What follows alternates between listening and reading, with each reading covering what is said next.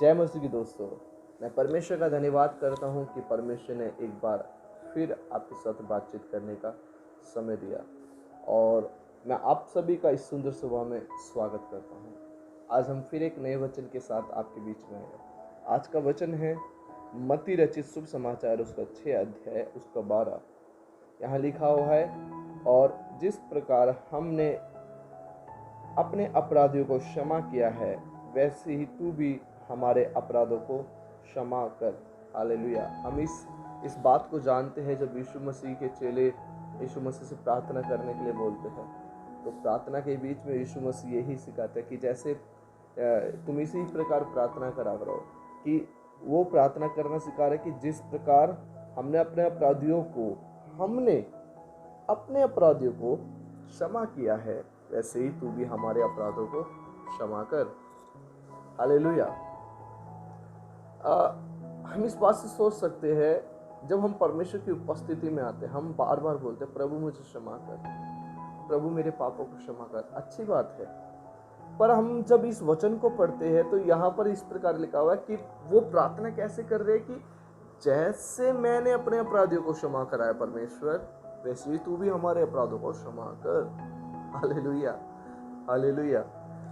अगर हम इसको उल्टा करें कि प्रभु जैसे मैंने अपने अपराधियों को अभी तक क्षमा नहीं करा है, तू भी मुझे क्षमा मत करियो।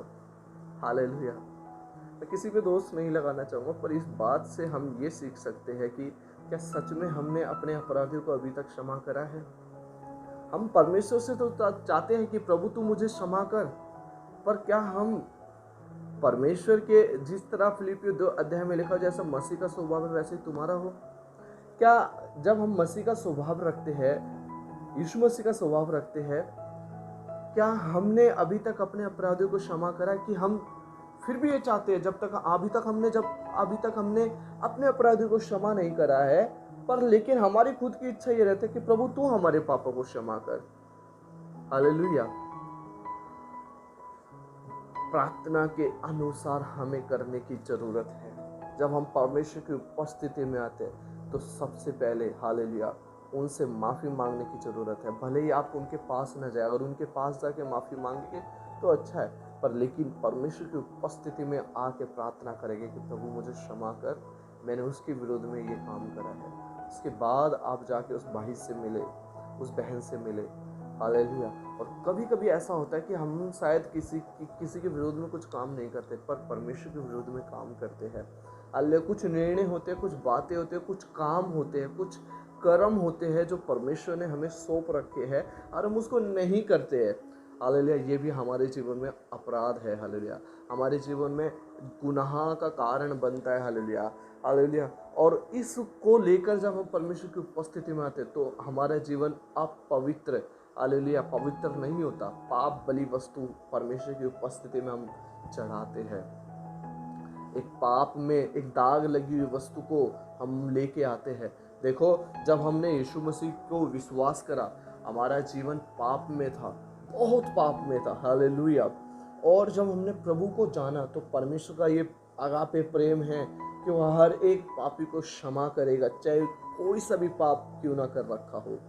उसके बाद जब वो धीरे धीरे धीरे धीरे प्रभु की उपस्थिति में बढ़ता है, हालेलुया, परमेश्वर की गहराइयों में जाता है, और जब उससे गुनाह होते हैं तो सच में एक बड़ी दुख की बात है। फिर उस गुनाह को वो अपने जीवन में रखता है, उस पाप को अपने जीवन में रखता है और चलता रहता है। बार बार प्रभु की उपस्थिति में आता है, पर उस गुनाह को हटाता नहीं है। हालेलुया।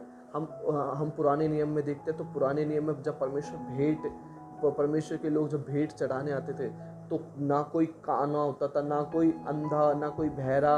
हालेलुया। मतलब कुछ भी उनके अंदर कमी नहीं होती थी, लंगड़ा नहीं होता था। परमेश्वर को पसंद ही नहीं थी ऐसी भेंट। हालेलुया। पर फिर और बिल्कुल पवित्र और बिल्कुल ऐसा देखते थे जिसका कान भी ना कटा हो, आँख भी ना फूटी हो, लंगड़ा भी ना हो, वो उत्तम भेंट परमेश्वर के आगे चढ़ाते थे। तो आज उन सबको परमेश्वर ने बंद कर दिया। प्रभु उनसे प्रसन्न नहीं होता, हमसे प्रसन्न होता है। तो हम जब परमेश्वर की उपस्थिति में बैठते हैं तो कैसी उत्तम भेंट को हम अपने आप को रखते हैं, एक पाप बलि वस्तु को। हालेलुया। परमेश्वर ने तो क्षमा कर दिया है हमें, पाप को, हमारे पापों को उसी समय क्षमा कर दिया था। फिर आज हम एक पाप बलि वस्तु को, यानी हमारे जीवन में कहीं ना कहीं हमारे आंखों के द्वारा मुंह के द्वारा, हाथों के द्वारा ये जब पाप में पड़ गए तो काणे हो चुके हैं, लंगड़े हो चुके हैं, खराब हो चुके हैं। हालेलुया। फिर ऐसी वस्तु को हम परमेश्वर की उपस्थिति में लेके बैठते हैं। मेरे प्रियो, परमेश्वर चाहता है कि हम प्रतिदिन परमेश्वर की उपस्थिति में बैठ के अपने आप को जांचे, अपने आप को हालेलुया क्षमा करे, हालेलुया, और उनको भी क्षमा करे, हालेलुया, जिनके विरोध में हमने हालेलुया बुरा बोला है, बुरा कहा है, हालेलुया, बुरा सुना है, हालेलुया, या उनके साथ गलत मार्ग पे चले हैं, हालेलुया, उनको भी क्षमा करे। या फिर कभी कभी ऐसा होता है कि हम किसी की बातों को लेकर अपने दिल में रख लेते हैं और नफरत रखने लग जाते हैं। और परमेश्वर का वचन ये भी नहीं सिखाता, यदि आपके विरोध में या आपको कोई गाली बक रहा है, आपने उनकी उसके प्रति कड़वाहट रख ली, तो परमेश्वर का वचन ये नहीं कहता। हालेलुया, क्षमा करना प्रभु का वचन सिखाता है। क्षमा करे, हालेलुया, उनके लिए प्रार्थना करे। और सच में चाहे वो कितना भी कठोर मन का क्यों ना हो, चाहे उसका मन आपके विरोध, आपके लिए पत्थर बन चुका हो या कठोर हो चुका हो, परमेश्वर उनको क्षमा कर देगा। हालेलुया, उनके मन को हालेलुया पिघाल कर, हालेलुया, उनके मन को एक पत्थर को तोड़कर, हालेलुया, एक मांस का हृदय प्रभु रख देगा। हालेलुया, धन्यवाद करता हूँ। सच में परमेश्वर का वचन एक प्रभावशाली वचन है। हालेलुया, मेरे प्रिय, आप चिंता ना करें, चाहे आपके घर के आपके विरोध में कड़वी बातें बोलते हो, आप उन्हें भी क्षमा करें। आपके दोस्त आपके विषय में कड़वी बातें बोलते हो, बुरा भला कहते हो, आप उन्हें भी क्षमा करें। किसी के प्रति कड़वाहट न रखें। परमेश्वर आपको बहुत ऐसे उठाएगा। हालेलुया, जिस तरह हमने कल के वचन में देखा था, पिछले 2-3 दिनों से कंटिन्यू जो वचन चल रहे हैं, उसमें हमने सीखा था कि जो अपने आप को शून्य करते हैं या जो झुकाता है, परमेश्वर उसको उठाता है। Hallelujah, hallelujah. मैं आशा करता हूँ आपको इस वचन के द्वारा आशीष मिली है। किसी भी बात की चिंता ना करें, और साथ ही साथ आप इस वीडियो को शेयर करें, कमेंट्स करें, हालेलुया, और लाइक करें, हालेलुया। और मैं आप सभी का धन्यवाद करता हूँ कि आप पिछली वीडियो में सहयोग कर रहे हो। आगे फिर हम एक नई वीडियो के साथ मिलेंगे। तब तक आप प्रभु में आनंदित रहिए। मैं फिर कहता हूँ, सदा आनंदित रहिए। जय मसीह की।